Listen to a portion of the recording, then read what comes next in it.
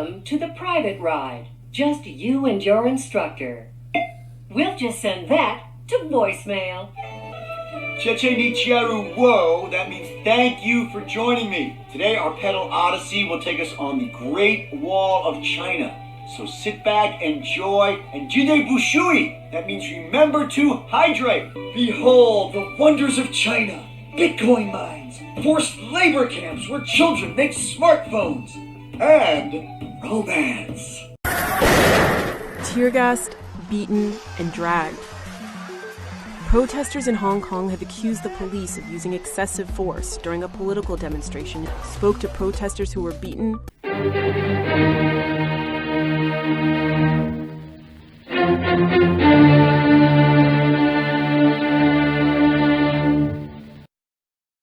Well, hello, kiddies. This is your friendly neighborhood watchman with you again to talk about Disney yet again, because we just don't seem to talk about them enough. They keep doubling down on their woke stupidity.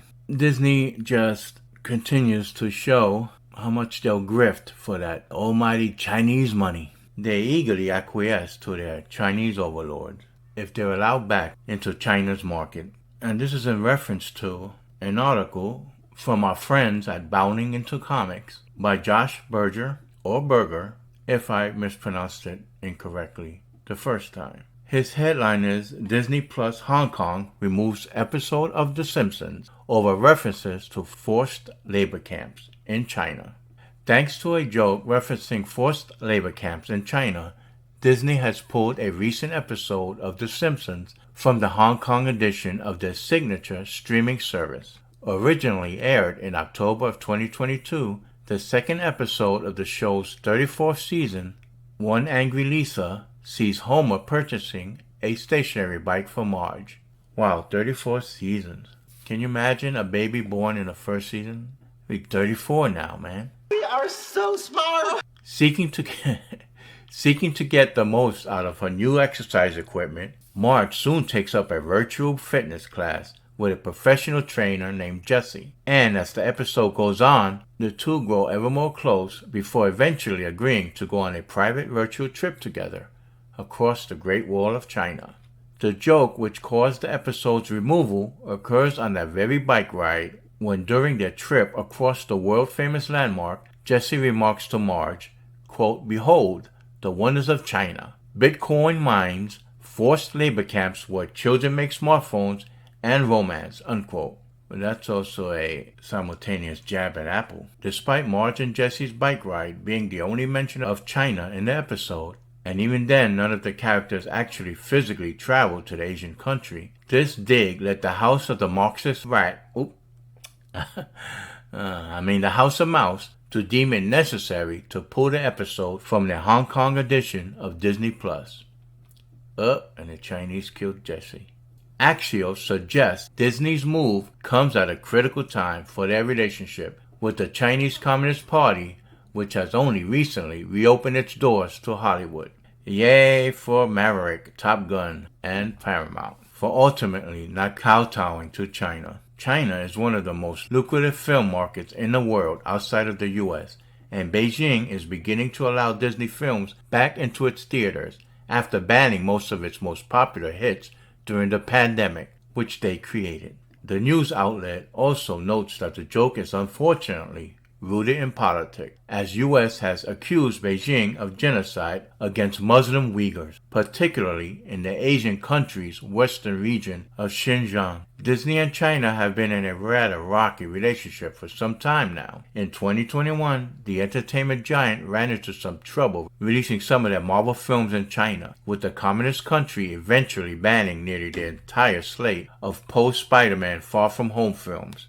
Black Widow, Shang-Chi and the Legend of the Ten Rings, The Eternals, and the Sony-Disney co-produced Spider-Man No Way Home from releasing within their borders. However, Marvel caught a much-needed break last month when it was officially announced that Black Panther, Wakanda Forever, and Ant-Man and the Wasp, Quantumania, were granted February release dates.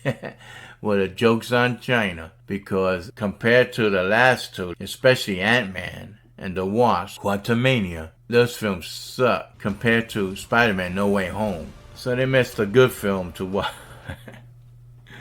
to suck on Quantumania. Sorry. Yeah, and whatever. China had previously barred Black Panther, Wakanda Forever, and Thor Love and Thunder, which sucks, from releasing because of cultural and political sensitivities, namely the fact that both films feature LGBTQ plus themes and characters, because that's what Disney specializes in nowadays. In Disney World, at least 50% of the population is gay, another 10 to 50% trans, and heterosexuals are in a small minority. But I digress. Stay on target. Yeah, I get it, Wing Commander. To continue, the release of Doctor Strange in the Multiverse of Madness was also a topic of concern for China, as the film featured, presumably accidentally and absent-mindedly, one of the signature yellow newspaper distribution boxes used by anti-communist newspaper The Epoch Times, or in the UK pronounced Epoch. And there's the yellow distribution box. And there's Doctor Strange doing an old In Vogue dance.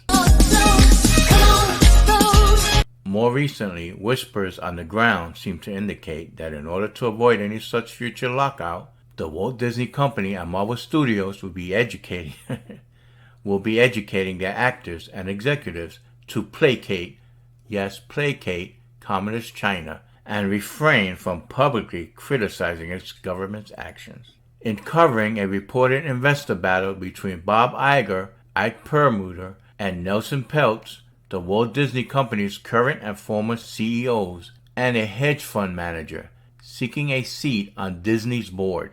The Walt Disney Company's current and former CEOs, respectively, alleged that in light of their latest releases being granted release dates, Marvel team members, quote, will be well schooled to watch their words, unquote, because you gotta suck up to your overlords, the golden goose. They further noted that this tense situation meant that Chinese villains in future Disney Marvel projects, such as Tony Leung's Wenwu, arguably the only part of Shang-Chi which garners any amount of consistent praise, are, quote, extremely unlikely, unquote. Pathetic, Disney. Absolutely pathetic. And with that, we come to the end of this article.